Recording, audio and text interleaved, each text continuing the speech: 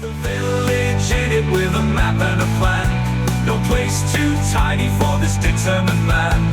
Crossing the counties one by one, he'll see in every English corner a bit of history.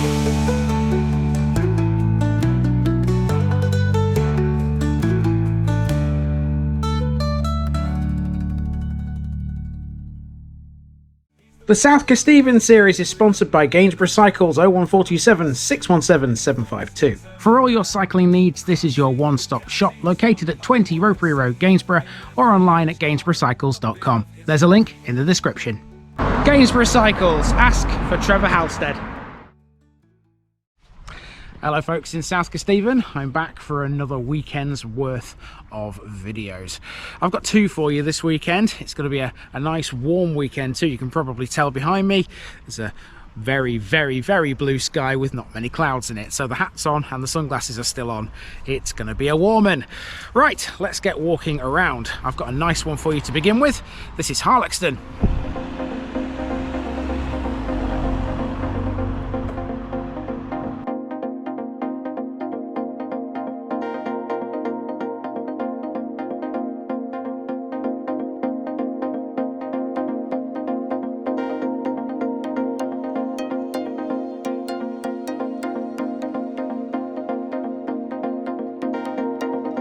Harlaxton, Hearleafers Farm. This weekend on TVI we're back in South Kesteven and I'm taking on two villages just to the west of Grantham, just before the A607 crosses the Leicestershire border. Today we're in Harlaxton, which lies on the edge of the Vale of Belvoir, 2 miles away from the town. One of those villages that often gets bypassed by a lot of people today, Harlaxton is known to have been a very important village down the centuries. Aerial photography has revealed that it was the site of a unique Neolithic long barrow enclosure that formed a cursus. This suggests it was an important inter-regional link during the Neolithic period. In 1740, a burial urn was uncovered in the village containing Roman coins. The more modern history of Harlaxton village is tied to that of Harlaxton Manor. There were two manor houses here actually. The original one dated from the 14th century and stood to the south of the church off Rectory Lane. The original moat of that house can still be seen in a garden. It was used as a hunting lodge by John of Gaunt before being purchased and occupied by the Deline family in around 1475. Standing empty from 1780 until 1857, it was eventually pulled down, but by that time the present Harlaxton Manor had been built some distance to the east. That's where the Gregory family come in. A powerful, wealthy lot, the Gregorys would build most of the houses in the modern village. They remained in Harlaxton until 1937 when the estate was sold. Their magnificent Elizabethan and Jacobean mansion was taken over by the RAF, and today it's used by a number of American universities. There's a lot to discuss here, so let's. After parking on Daybrook Close to the north of the village, we begin our walk at the Gregory Arms, located on the main road through Harlaxton, the A607. The Gregory Arms was established in 1797 as the Harlaxton Inn. Before that, the village had an older pub called the Golden Lion. Although this wasn't a direct replacement for the Golden Lion, both pubs were associated with the same family, the Gregorys. John Sherwin Gregory is often credited with building this very pub. His reasons for doing so were many, but a lot of people reckon it was due to the villagers drinking outside the Golden Lion, something he disapproved of. The Golden Lion closed in 1868, leaving the Harlaxton Inn, or the Gregory Arms as it is now, as the only pub in the village. It initially held a 6-day licence and later applied for a 7-day licence in 1951. It's undergone some alterations since, but it still retains its original features and character. So, who were the Gregorys then? They must have been a pretty wealthy and well-to-do family if they have their name all over the local inn. Well, just up the A607 we find the entrance gates to the house where they lived, Harlaxton Manor. Here's a bit about this exquisite building and its surroundings.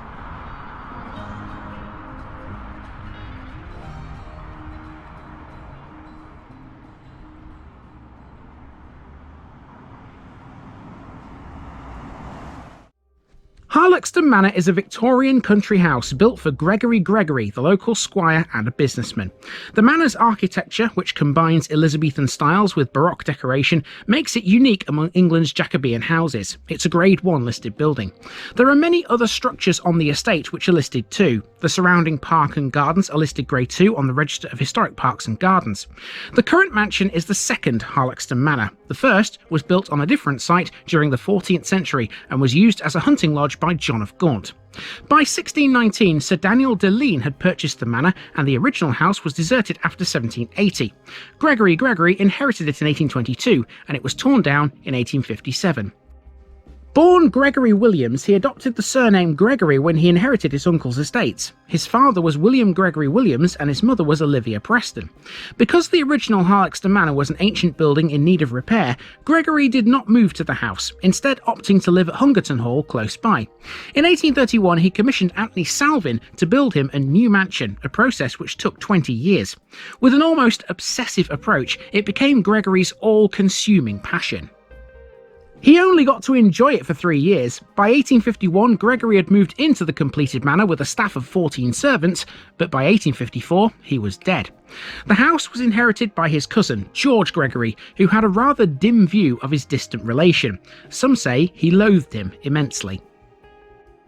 George Gregory attempted to bequeath Harlaxton to a friend, but was unable to break the entail on the estate. This led to his decision to open the house to visitors. George died in 1860, paving the way for another distant relative to inherit the house, and we've already mentioned him, John Sherwin Gregory. Born John Sherwin Longden, he changed his name upon inheriting Harlaxton Manor. He would live here for 9 years with his wife Catherine, a major church and village benefactor. Continuing down through the family line thereafter, the last Gregory to occupy the house was Thomas Gregory in 1935. Philip Gregory, who inherited the estate after him, decided not to live in the house, and following an auction of the contents, it was sold in 1937. That's when Violet van der Elst entered the fray. A businesswoman and inventor, van der Elst made her money from developing the first brushless shaving cream. Under her, the house was restored and was renamed Grantham Castle. Van der Elst would later lose her fortune in an obsessive litigation. During World War I, a Royal Flying Corps aerodrome was constructed at the rear of the manor house. The airfield stood vacant between the wars, but became RAF Harlaxton between 1942 and 1957. It latterly operated as a relief landing ground for training units from RAF Cranwell. During World War II, Harlaxton Manor was requisitioned by the RAF, housing a company of the 1st Airborne Division. Post-war, in 1948, it was purchased by the Society of Jesus, and then, in 1965, Stanford University leased it from the Jesuits, and it therefore became the first American university in Great Britain. Although popular at first, the relative isolation of the house quickly made it unpopular, and the programme relocated to Cliveden in Berkshire in 1969. Harlaxton is now owned by the University of Evansville and operates as Harlaxton College. A number of other American universities also use the estate too. Evansville began using the property in 1971 as its British campus, but it was bought personally by William Ridgway, a university trustee, and held by him until he donated it to the university in 1986. Since 1984, Harlaxton Manor has also been the site of the annual Harlaxton Medieval Symposium, which focuses on medieval art, literature, and architecture. The house and gardens are still occasionally opened for public tours, holding on to the memory of the days when George Gregory was here. The house cost Gregory in the region of £100,000. In today's money, that would be over 11 million. You can see why Harlaxton Manor is considered one of the finest houses in Lincolnshire. And as if you needed proof of all I was saying there are two things I can show you. Here we go. On the gates you can see there's a sign that says the University of Evansville, and as far as being open occasionally for people, there's a board just here as well which tells you that in August it's open for visitors. There you go, open house 23rd and 24th of August this year. Most of Harlaxton village sits to the south of the A607. The centre of it is a long way from that main road. That means we have some residential areas to pass through next. This is ideal as it allows us to fill in more about Harlaxton before we get to the main bits. The life of the village was tied to that of the manor estate. Many villagers were employed by it, and their houses and cottages were tied to it. This remained the case until 1937, when the estate was broke up. Many villagers, though, had already found employment elsewhere by the time of World War I, when transport improvements made that an option. Most of the older houses in the village were built by the Deline and Gregory families. Between 1758 and 1822, George Deline was responsible for much of the construction. His houses are all over the village, but the most notable are some rows of cottages on the drift to the north of the A607, which bear his initials. Originally wattle and daub, they were refinished by Deline in red brick. Many of the buildings in the south of the village were too, with added embellishments of stonework. 36 buildings in this village are Grade 2 listed. Some have unusual architectural features like distinctive chimneys, rounded pillars, and overstated porches and verandas. From 1857, many properties utilised materials from the original manor house. Following World War II, the village grew in size and population, with small developments either side of the A607. The population now stands at 845. Considered socially cohesive today, Harlaxton has a mixture of retired residents and young families. Although close to amenities in Grantham, it has its own primary school, a doctor's surgery and a village hall, as well as a massive playing field to the south. It also had a shop.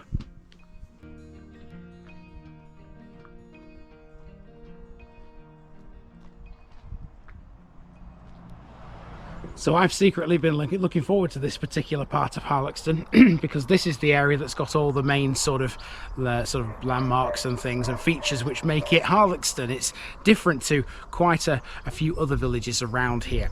Here on this corner of Trotters Lane, we have two things I want to highlight. Firstly, we have this building you can see on the right hand side there. And then we're going to talk a bit about the one that's next door to it. On the corner of Church Street and Trotters Lane is the old bakehouse. Originally a bakehouse with a shop, it was built in the late 16th or early 17th century.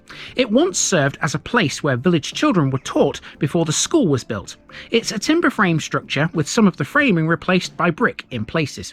Its steeply pitched roof was originally thatched. Like many other houses in Harlaxton, this retains some of its original features such as its wide polished floorboards and some internal doors.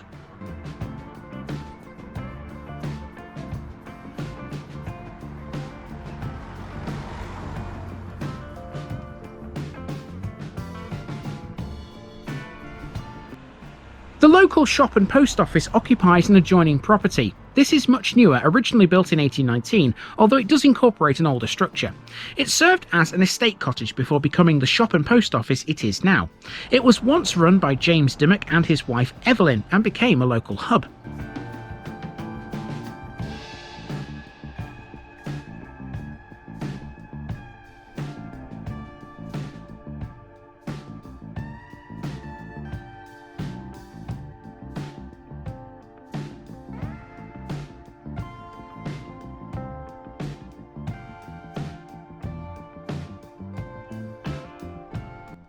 Now, as we know already, Harlaxton Manor is the grandest property in the village, but let's take absolutely nothing away from some of the others. There's loads that look fab. This is the most elaborate of the houses that were remodelled by the Gregorys. It's called Coneygree, and it's based on an original pair of estate cottages. It's listed Grade 2.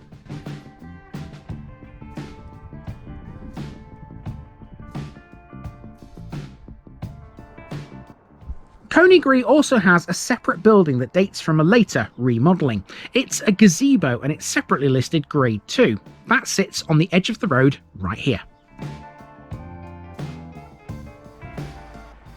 On a small patch of grass in the centre of the village is a pillar on a double base. This is known locally as the obelisk, and some believe it could be the remains of a market cross. It was damaged in 1889 but was given an immediate and complete restoration by Mrs. Sherwin Gregory.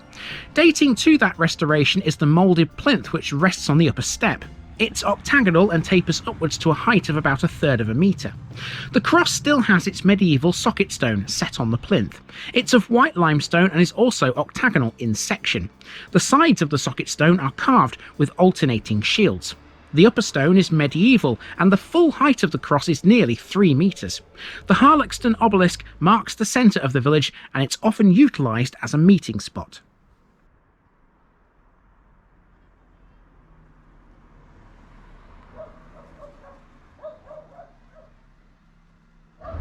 Personal opinion maybe, but this is probably one of the best spots you can stand in anywhere in Lincolnshire, quite frankly. You've got the obelisk, you've got Coneygree, and you've got its gazebo all there in one shot. It looks actually quite nice, I think. So we're going to move away from this area now and head down the high street, this direction. Let's see what's down here. To the southeast of the village we go next as we head off in search of the massive playing field and sports complex Harlaxton has to its name. See you there shortly.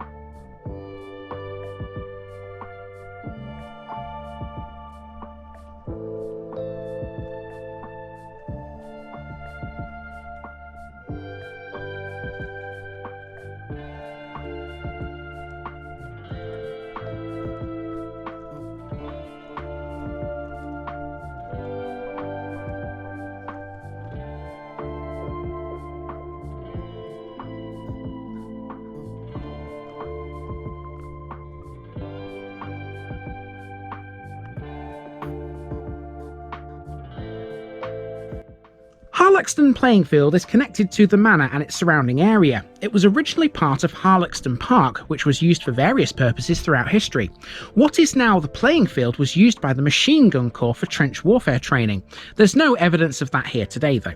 There is instead a brilliant sporting facility where both cricket and bowls are played regularly. The fact Harlaxton has a cricket club is all down to Catherine Gregory. While the exact founding date of the club isn't clear, Catherine Gregory and her successors played a significant role in its development and the wider sporting life associated with Harlaxton Manor. Thomas Gregory, the last man to inhabit the manor before it was sold, was a first-class cricketer who played for Middlesex, the Marylebone Cricket Club and Oxford University. His brothers Hugo and Philip Pearson and his son Philip Pearson Gregory were also cricketers, and the sporting tradition has carried on here ever since.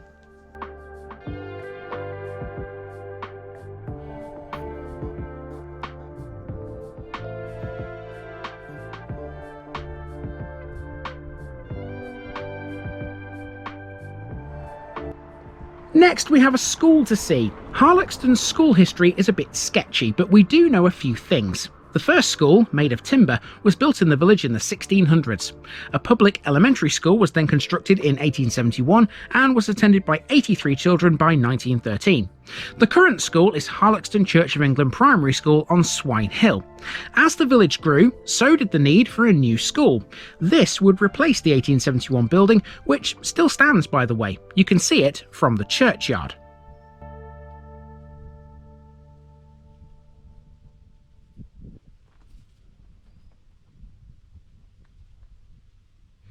It's kind of like the awkward part of the village, this, because I could have done with a footpath that ran from the playing field to this road, because it would have meant not coming back on myself up there. But yeah, it is what it is. It doesn't exist. So we've seen the school. Next door to the school, there's another landmark of note up this drive here. That is Harlaxton Surgery. Next, we have the surgery just to the south of the school. This is the Welby practice and it's relatively new. Being an NHS surgery, it offers all the usual services one would expect from it. That wasn't always the case in Harlaxton. Before the NHS was founded in 1948, Harlaxton had a sick and dividing club, which began in 1914. Members would pay a small amount from their wages into the club each week. Then, if they were ill and unable to work, they would be able to make a claim on the club funds for financial assistance. It must have been a godsend to people who fell ill or had an accident or needed a surgical operation. There was no sick pay in those days. At the end of the year, all the money that was left in the kitty would be divided up between the members, hence the dividing part of the club's name. Sick and dividing clubs were common during the early and mid-20th century in the UK as a safety net for the working man.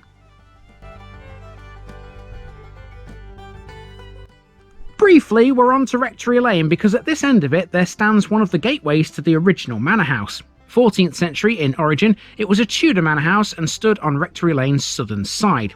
It was reputedly owned by John o' Gaunt, the son of King Edward III. He used it as a hunting lodge. It later passed to the Deline family. In 1619, and in all likelihood, it was that family who rebuilt it. They turned it into a new Jacobean-style manor house.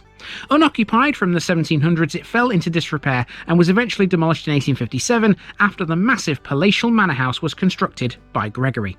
The manorial complex this one's left behind has recently been the subject of an archaeological project run by the History Society. That began in spring 2024.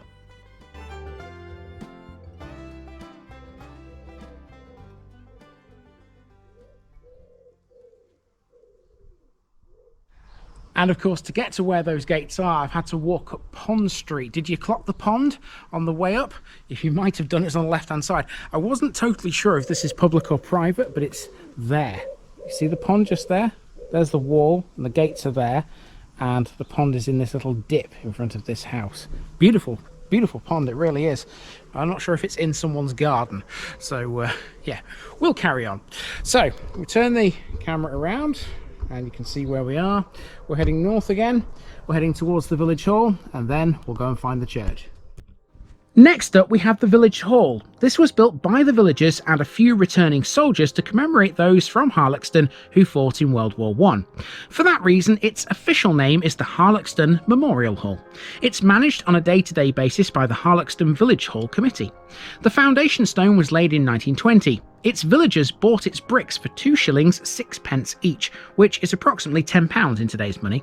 Now owned by Harlaxton Parish Council, the hall is a registered charity. It's used for a variety of events, including wedding receptions, parties and celebrations. You know, all the usual stuff.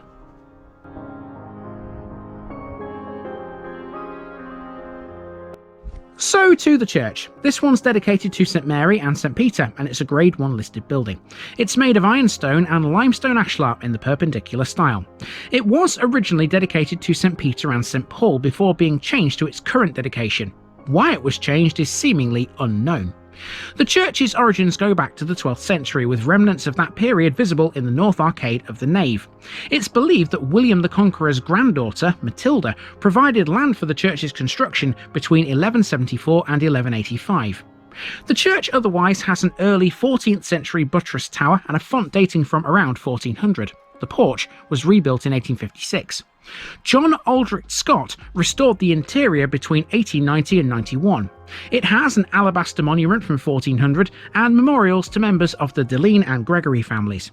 The church is also known for its numerous gargoyles, some of which are attributed to John Oakham and Simon Cottesmore, who were part of a group of masons called the Mooning Men.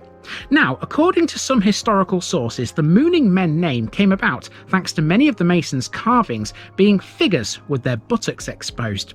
It was a form of artistic license, a trademark of the masons, if you like. Some reckon it was even a commentary on social issues. The Harlaxton area has many examples of these carvings. John Oakham in particular was known for his drilled irises in the eyes of his carvings too. Several of those can be spotted in this church.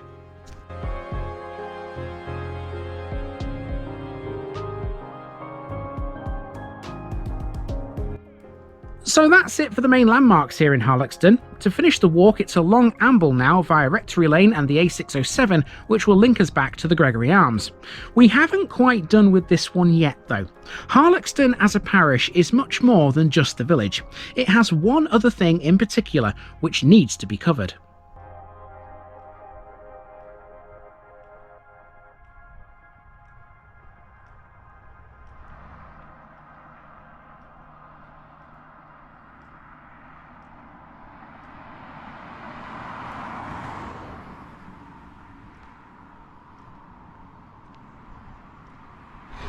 So the walk between Rectory Lane and the Gregory Arms is a bit boring because this is basically, if you do it yourself, what you'll see.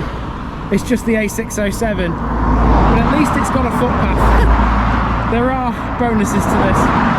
So yeah, in a few moments time, we'll be back at the Gregory Arms and then back to Daybrook Close where I parked the car. And then we need to do a bit of driving to finish this episode off because north of the village there's something else we haven't yet talked about. To finish off, we have to mention the Grantham Canal. We haven't seen this for a long old time. It was back in Rushcliffe where this made its last appearance. Harlaxton had a wharf on the canal situated along the stretch that passes 1 mile to the north of the A607. It was a source of commerce for the village in the early 19th century. The Victorian era saw the industrialisation of much of the landscape around the village, with extensive open-cast iron ore extraction taking place until the 1970s. This mining activity was accompanied by an extensive narrow-gauge railway system and the Grantham Canal, which played an important role too. The transportation of coal and bulk goods such as stone and lime could easily be managed using this vital waterway. Harlaxton was one of several wharfs along the Grantham Canal used for supplying coal and probably a range of other goods to local villages. There is very little documented history of the wharf and its use during the 132 years that the canal was in operation, although it traded profitably from the canal's inception in 1797. Trade ceased during World War I, and although there was a brief revival afterwards, it declined rapidly and closed completely in 1929. The canal was abandoned in 1936. However, villagers and other locals joined supporters of the Grantham Canal Society in the reopening of Harlaxton Wharf in 2009 and 2010. It was a community-led project coordinated by Harlaxton Parish Council. Now, the wharf is a lovely spot for a picnic, and it's used as a stopping point for local boat trips.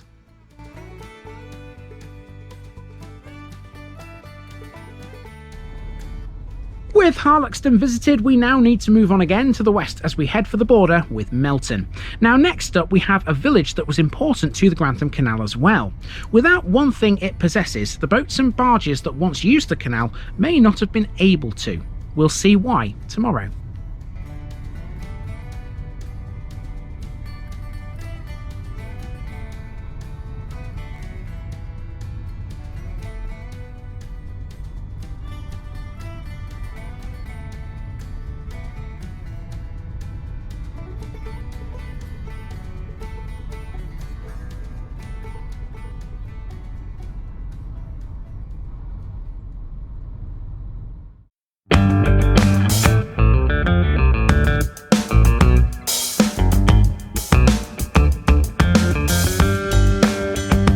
Now, just before I go, remember, this video is part of a huge project to visit every civil parish in England.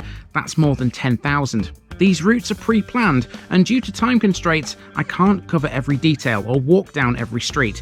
Please don't complain if this video missed something out. I pronounce names how I choose to. I am very aware that local dialect may vary, and I don't take kindly to criticism about this. You've been warned. It's impossible to know everything too. If this video was terrible, make your own. If you're a regular watcher of The Village Idiot, you're not the only one. If you've got a small business, why not use my videos to advertise it? Leave a comment below if you're interested.